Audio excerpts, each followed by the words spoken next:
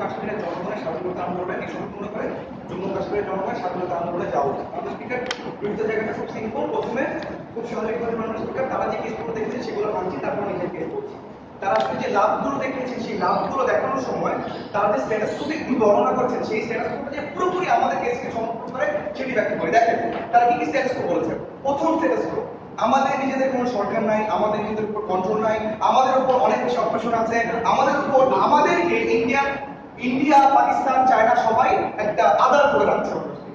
তাহলে আপনি দেখেন যেই রাজ্যটার কারেন্ট স্ট্যাটাসগুলো এরকম কেউ চায় না ওই রাজ্যটা স্বাধীন হোক, এবং স্বাধীনতা চাওয়ার জন্য মুসলিমেও যে লোকজন বিচ্ছিন্নতাবাদী বলে আন্দোলন করছে তাদেরকে বিচ্ছিন্নতাবাদী বলে বিচ্ছিন্নতাবাদী বলে আখ্যা দেওয়া হচ্ছে, মেরে ফেলা হচ্ছে, পুলিশ থেকে আর্মি নিয়োগ করা হচ্ছে, সেই লোকের যদি তারা স্বাধীন রাষ্ট্র হিসেবে চায় তখন তাদের উপর কি পরিমাণ অপারেশন করা হবে এটি কোনোভাবে বাধ্যতামূলকভাবে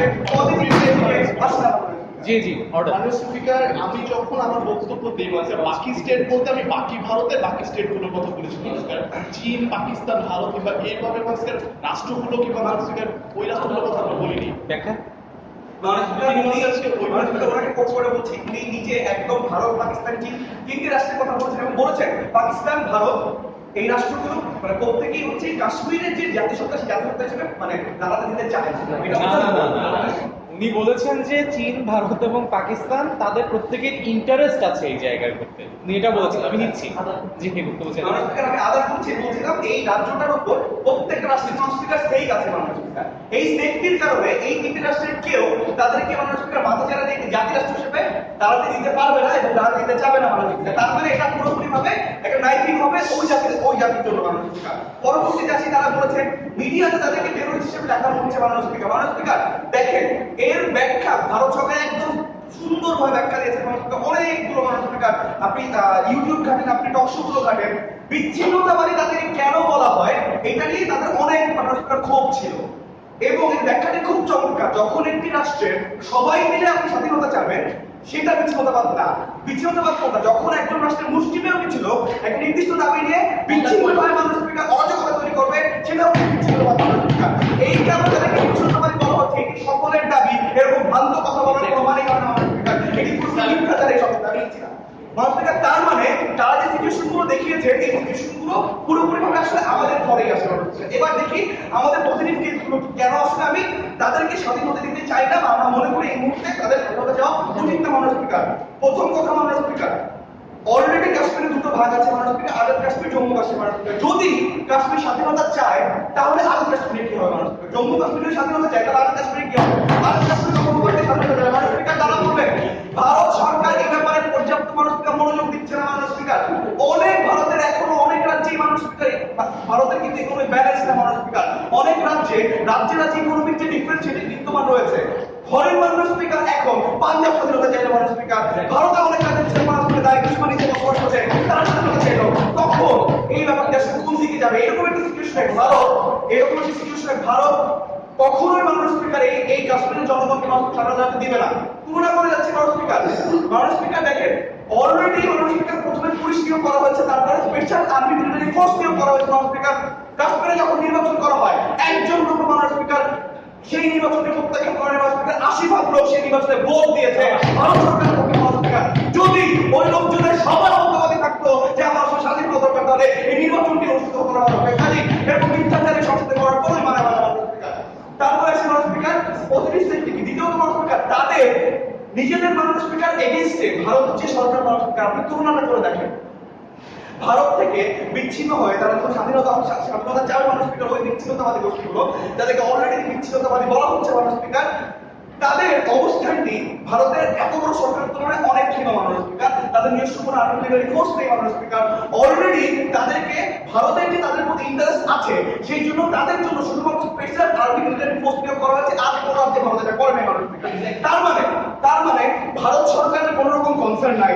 ভারত সরকার ওকে একদম যাচ্ছে তাই করে ফেলে রাখছে। এই কথাগুলো মিথ্যাচার মানবাধিকার একদম বারে কথা বলছে।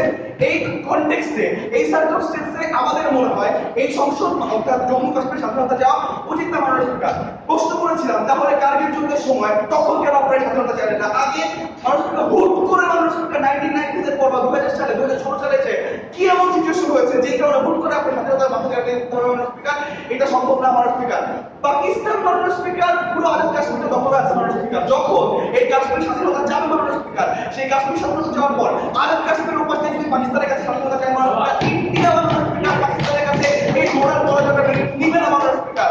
ভারত কখনোই তাদেরকে লেট দেবে, ভারত তাদেরকে এই মাথাচাড়া দিয়ে উঠতে দেবে না মাননীয় স্পিকার। এই সামনে প্রেক্ষাপটে যখন এই মুহূর্তে ভিজিবিলিটিতে চলে গেল, ভারত তাদেরকে স্বাধীন হতে দেবে না। স্বাধীন হওয়ার প্রক্রিয়া নিয়ে এই এখানে বিতর্ক না, প্রিন্সিপালি জনতার উচিত কি উচিত না এটা নিয়ে বিতর্ক। প্রিন্সিপালি জনগণের উচিত কি উচিত এটা বোঝার জন্য আমাকে অবশ্যই দেখতে হবে আন্দোলনটা করার পরে তাদের অস্তিত্বের কথা, তাদের কারেন্ট সিচুয়েশনের কথা, তারা অস্তিত্ব আসলে হুমকির মুখে। নিচ্ছি না, আপনার টেনশন করার কোনো কারণ নেই। এবার আসি কাশ্মীরের আসলে কেন এই মুহূর্তে একটি রাষ্ট্র হিসেবে দাঁড়ানোর কোন রকম মানসিক অবস্থান নাই আছে, তার আগে প্রশ্ন জি, প্রশ্নটি হচ্ছে আপনি পাঞ্জাবের সাথে যে কম্প্যারিজনটি করার চেষ্টা করেন, যে করে পাঞ্জাব বিদ্রোহ করবে বা অন্যান্য অঞ্চল বিদ্রোহ করবে, তারা কিন্তু কেউ গত 60 বছর ধরে সেরা শাসন চালিয়েছে না। আপনাদের দয়াল ভারত রাষ্ট্র কেন গত 60 বছর ধরে একটা অঞ্চলে সেরা শাসন চালিয়েছে, সেটি জাস্টিফিকেশন। মাননীয় স্পিকার এখানেও তাদের একটা জানার ভুল আছে। মাননীয় স্পিকার ভারত সেনা শাসন চালিয়েছে অনেক পরে মাননীয় স্পিকার, ওখানে শুধুমাত্র স্পেশাল পুলিশ ফোর্স নিয়োগ করা ছিল মাননীয় স্পিকার, মিলিটারি অ্যাটাক ছিল মাননীয় স্পিকার। যখন তারা বিচ্ছিন্নতার ঘটনা ঘটিয়েছে তারপরে তারা ভারত মাননীয় স্পিকার আর্মি দিয়েছে মাননীয় স্পিকার। তাদের জানার সম্ভব থাকতে হবে মাননীয় স্পিকার, অথবা তারা মিথ্যাচার করছে মাননীয় স্পিকার। দেখেন এবার আসি কাশ্মীরের ভেতরে অভ্যন্তরীণ অবস্থাটা কি মাননীয় স্পিকার। প্রথম কথা, কাশ্মীরে এখনো সাংগঠনিকভাবে সেই সক্ষম অবস্থাতেই নাই যে জায়গাতে একটা রাষ্ট্র হওয়ার মতো বা জাতি রাষ্ট্র হওয়ার মতো তাদের কথা অনুযায়ী তারা যে একটা আন্দোলন চালাবে তার কোনো রকম মেট নাই মাননীয় স্পিকার। একটা জাতি যখন স্বাধীন হওয়ার স্পিকার, আপনি আমাদের দেশের কথা চিন্তা করেন মাননীয় স্পিকার, আমাদের দেশে যখন আমরা স্বাধীনতা চেয়েছি মাননীয় স্পিকার, আমরা কেউ বিচ্ছিন্নতাবাদী হিসেবে স্বাধীনতা চাইনি। আমাদের এক নেতা ছিল, স্বাধীনতার ঘোষক ছিল মাননীয় স্পিকার, একটা সিকিউর ফোর্সে আমরা লাগিয়েছি।